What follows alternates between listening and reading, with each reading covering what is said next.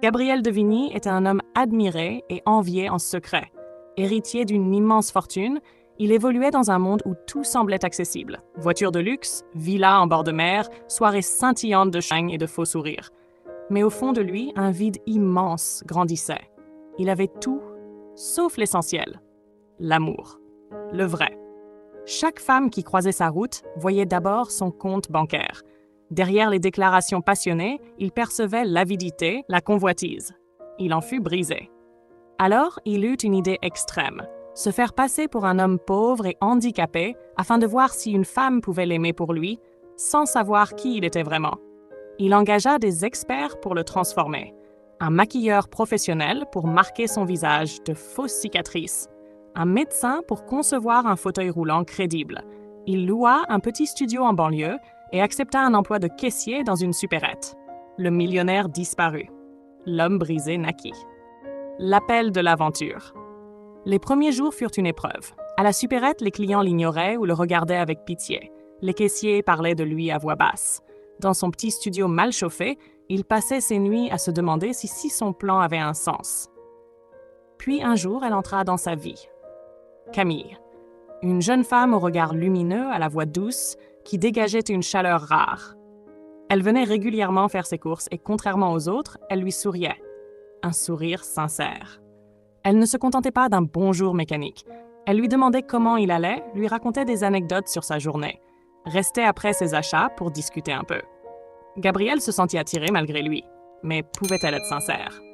Il tenta de garder ses distances. Chaque sourire de Camille, chaque moment passé avec elle, ravivait une douleur qu'il croyait maîtriser, la peur d'être trompé. Un soir, elle resta plus longtemps que d'habitude après ses courses. Raphaël, le nom qu'il s'était donné. « Tu fais quoi après le travail ?» Il hésita. « Rien de spécial. » Elle lui sourit. « Alors, viens boire un café avec moi. » Son cœur se serra. Était-ce par gentillesse? Par pitié?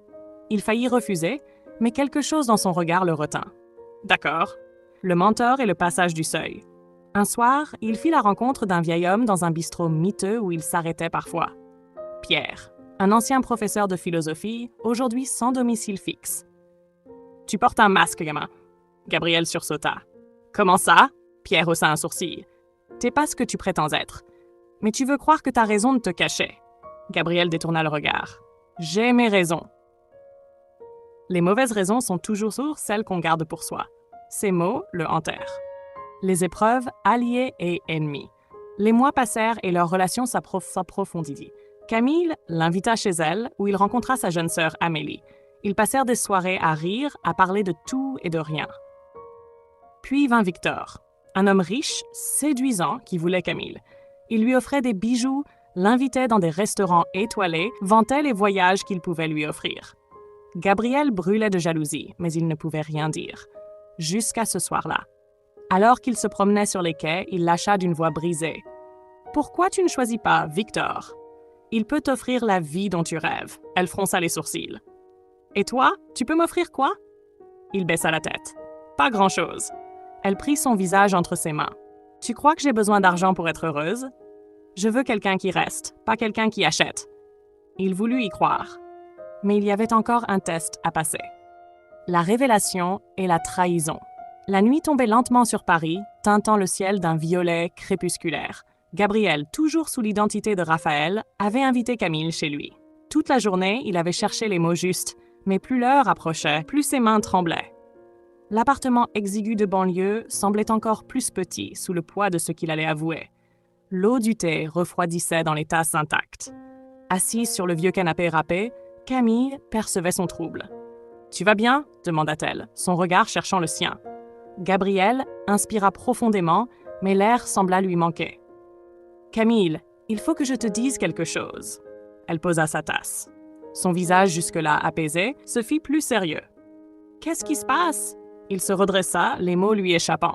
« Je ne suis pas l'homme que tu crois connaître. » Elle fronça les sourcils, un rire nerveux lui échappant. « Comment ça ?» Gabriel se leva difficilement de son fauteuil roulant. L'illusion vola en éclats. Camille recula instinctivement. « Raphaël ?» Il retira son gilet usé, révélant un costume simple mais impeccablement taillé. Son visage, auparavant marqué de fausses cicatrices, paraissait soudain plus jeune, plus noble. Mon vrai nom est Gabriel Devigny. Le nom siffla dans l'air comme une lame. Gabriel Devigny, le milliardaire? Oui. Un silence pesant s'installa. Camille semblait perdue, comme si tout basculait autour d'elle. C'est une blague? Non. Tout ce que je t'ai dit sur mes sentiments était vrai. Mais tout le reste est un mensonge. Elle secoua la tête, incrédule. Pourquoi? Pourquoi avoir fait ça? Gabriel sentit la honte l'envahir. J'avais besoin de savoir si tu m'aimerais pour moi, pas pour mon argent. Ces mots semblèrent brûler l'air. Donc, tout ce temps, tu me testais? C'était pas contre toi. J'ai été tellement déçue, trompée par des gens qui ne voyaient en moi qu'un portefeuille ambulant. Camille éclata d'un rire amer. Et tu pensais que me mentir, manipuler mes émotions, c'était mieux? Gabrielle tenta de s'approcher, mais elle leva la main. Ne me touche pas. Ses yeux s'embuaient, mais elle refusa de laisser ses larmes couler devant lui. Camille, je t'aime vraiment. Non, dit-elle, sa voix tranchante. Tu n'aimes pas. Tu contrôles. Tu manipules. Elle fit un pas en arrière, heurtant la porte. Tout ça n'était qu'un jeu pour toi, n'est-ce pas? Voir si la pauvre Camille tomberait dans le piège? Non, ce n'était pas un jeu. Je voulais juste être sûre que je n'étais pas une profiteuse, lança-t-elle. Et toi, qu'est-ce que tu es alors? Un menteur? Un manipulateur? Chaque mot était un coup de poignard. Je voulais juste être aimée pour ce que je suis. Elle essuya une larme rebelle. Et moi alors? Moi qui t'ai ouvert mon cœur, qui t'ai présenté à ma sœur, qui t'ai aimé sans rien attendre en retour. Gabriel sentit la terre se dérober sous ses pieds. Je suis désolée. Camille le fixa, un mélange de tristesse et de colère dans les yeux. Tu sais ce qui est le plus cruel, Gabriel? C'est que je t'aimais vraiment. Pas pour ton argent, pas pour ton nom, juste pour toi. Elle ouvrit la porte d'un geste brusque. Mais l'homme que j'aimais n'existe pas. Raphaël n'était qu'un mensonge. Elle franchit le seuil. Avant de disparaître dans la nuit, elle se retourna une dernière fois. L'amour ne se teste pas, Gabriel. Il se vit. Et la porte claqua, laissant Gabriel seul, entouré des ruines de son propre mensonge. Dans le silence qui suivit, il entendit enfin l'écho de sa trahison. Gabriel passa des semaines à errer sans but.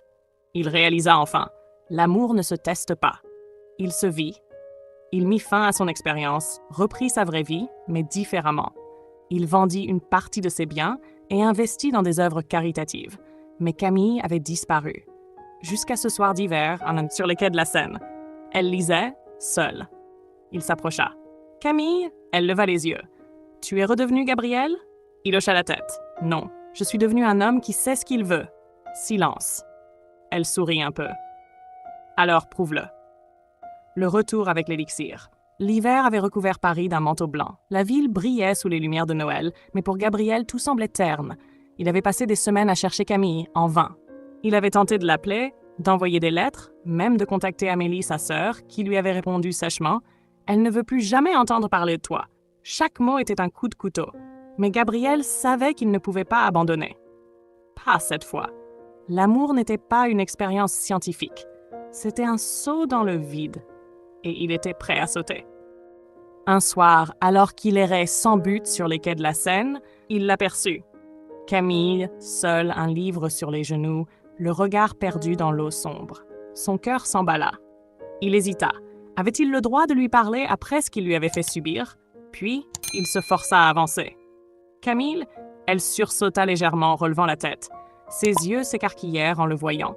Pendant un instant, il crut y lire une lueur de nostalgie. Mais elle s'effaça aussi vite qu'elle était apparue. « Qu'est-ce que tu fais ici ?» demanda-t-elle, sa voix froide. Il inspira profondément. « Je suis venue te voir. » « Pourquoi ?» Sa gorge se serra sous le poids des mots qu'il s'apprêtait à dire. « Parce que je t'aime. » Elle éclata d'un rire amer, serrant son livre contre elle. « Tu ne changes donc jamais, Gabriel? Toujours à essayer de contrôler la situation? Tu penses que tu peux juste revenir et que tout ira bien? » Il secoua la tête. « Non.